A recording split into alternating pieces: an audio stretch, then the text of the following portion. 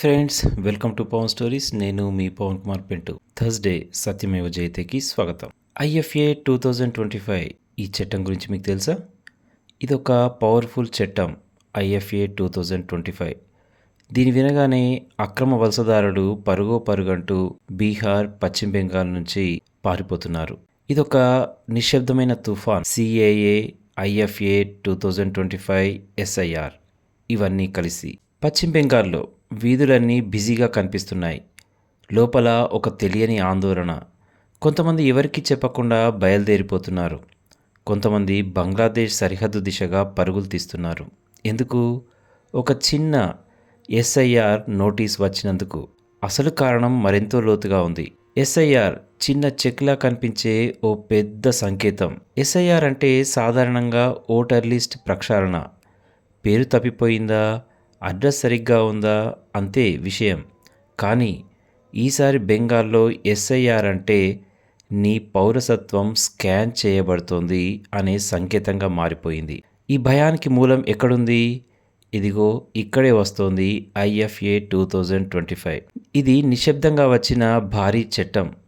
అక్రమ వలసలపై భారతదేశం ఇప్పటి వరకు తీసుకున్న అత్యంత శక్తివంతమైన, స్పష్టమైన, అన్కాంప్రమైజింగ్ చట్టం ఇదే. ఇమిగ్రేషన్ అండ్ ఫారినర్స్ యాక్ట్ 2025 దీన్నే 27 మార్చ్ 2025న లోక్సభలో, 2 ఏప్రిల్ 2025న రాజ్యసభలో ఆమోదించి 1 సెప్టెంబర్ 2025న అమల్లోకి తెచ్చారు. ఓటర్ లిస్ట్ రివిజన్ డిబేట్స్ జరుగుతుండగా దేశం దృష్టి మరలిన సమయంలో కేంద్రం నిశ్శబ్దంగా ఈ బలమైన చట్టాన్ని అమల్లోకి తీసుకొచ్చింది. ఐఎఫ్ఏలో కఠినమైన నిబంధనలు ఉన్నాయి. పాస్పోర్ట్, వీసా లేకుండా ఉన్న 5 ఏళ్ల జైలు శిక్ష మరియు 5 లక్షల జరిమానా. నకిలీ డాక్యుమెంట్స్ చూపించారనుకోండి, 10 లక్షల జరిమానా, వెంటనే డిపోర్టేషన్, తిరిగి భారత్లోకి వచ్చే అవకాశం, లైఫ్ టైం బ్యాన్ చేసేస్తుంది. ఇది ఇచ్చే సందేశం స్పష్టం. ఇక అక్రమ వలసలకు తలుపులు మూసివేశాం అని దీని యొక్క ఉద్దేశం. ఎస్ఐఆర్ ప్లస్ ఐఎఫ్ఏ 2025 అంటే వలసదారులకు ఒక పెద్ద హెచ్చరిక. ఎస్ఐఆర్లో నీ పేరు లేకపోయినా ముందెప్పుడు పెద్ద ఇష్యూ కాదు, ఓటు వేయలేవు అంతే. కానీ ఇప్పుడు ఎస్ఐఆర్లో పేరు లేదు అంటే భారత పౌరసత్వం అనుమానాస్పదం. పౌరసత్వం అనుమానాస్పదం అంటే ఐఎఫ్ఏ 2025 నేరుగా వర్తిస్తుంది. ఇక అక్కడి నుంచి ఫైన్, జైలు, డిపోర్టేషన్ ఏది మొదట పడుతుందో తెలియదు. అందుకే పశ్చిమ బెంగాల్లో రాత్రికి రాత్రే అందరూ మాయమైపోతున్నారు, పారిపోతున్నారు, సరిహద్దు వైపుగా ఉరుకుతూనే ఉన్నారు. మమతా బెనర్జీ రాష్ట్ర ప్రభుత్వం వీళ్ళని రక్షించగలదా? సూటిగా చెప్పాలంటే ఏ విధంగా కూడా కాదు.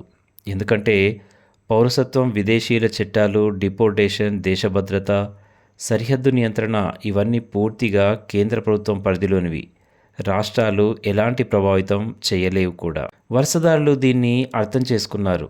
ఇంకోటి, సరిహద్దుల్లో 50 కిలోమీటర్ల లోపు బీఎస్ఎఫ్కు సర్వ అధికారాలు ఉంటాయి. అటు పోయామనుకోండి, ఎత్తి సరిహద్దు బయట పడేస్తారు.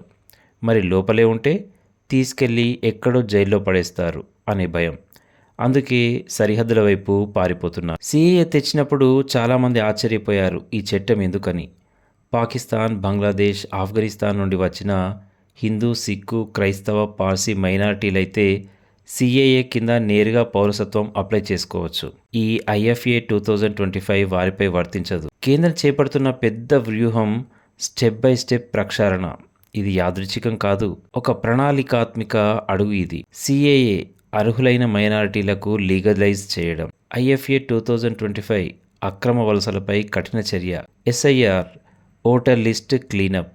ఎన్ఆర్సి జాతీయ పౌరుల రిజిస్టర్. జనాభా గణన డెమోగ్రాఫిక్ డేటా. కులగణన సామాజిక నిర్మాణ స్పష్టం. నియోజకవర్గ పునర్విభజన భవిష్యత్ రాజకీయం మార్చేసే ఒక స్టెప్. తక్షణంగా బహిరంగంగా కనిపించకపోయినా నిశ్శబ్దంగా స్ట్రాటజీగా ఒక్కో జాతి అనుకూల నిర్ణయం అమల్లోకి వస్తోంది. ఇదంతా ఒక్క రోజులో అయ్యే పని కాదు. భారత్ ఇప్పుడు క్లీన్ స్వీప్ మోడ్లో. ఎస్ఐఆర్ అనేది ఒక డాక్యుమెంట్ అప్డేట్ కాదు, ఇది ఐఎఫ్ఏ 2025 ట్రిగ్గర్ పాయింట్, అక్రమ వలసలపై నేషనల్ వైడ్ యాక్షన్ ఫ్రేమ్వర్క్, భారత భద్రత పౌరసత్వం ప్రక్షాళన దిశగా అతిపెద్ద డ్రైవ్. భారతదేశం ఇప్పుడు ఒక కొత్త భద్రతా యుగంలోకి ప్రవేశిస్తోంది. పాత వ్యవస్థలపై, పాత సమస్యలపై ఒకేసారి దెబ్బ కాకుండా ఒక్కో నిర్ణయం ఒకేసారి ఒక లేయర్. ఇదే అసలు స్ట్రాటజీ. అందుకే కొన్ని వర్గాలు, కొన్ని పార్టీలకు ఈ ప్రక్షాళన ఇబ్బందిగానే ఉంది. కానీ మన భారతం సురక్షితం కావాలంటే ఇలాంటి చర్యలు తప్పవు కదూ. ఇదండి ఈరోజు సత్యమేవ జయతే. నచ్చితే లైక్, కామెంట్తో పాటు సబ్స్క్రైబ్ చేయండి. ధన్యవాదాలతో నేను మీ పవన్ కుమార్ పెంటు.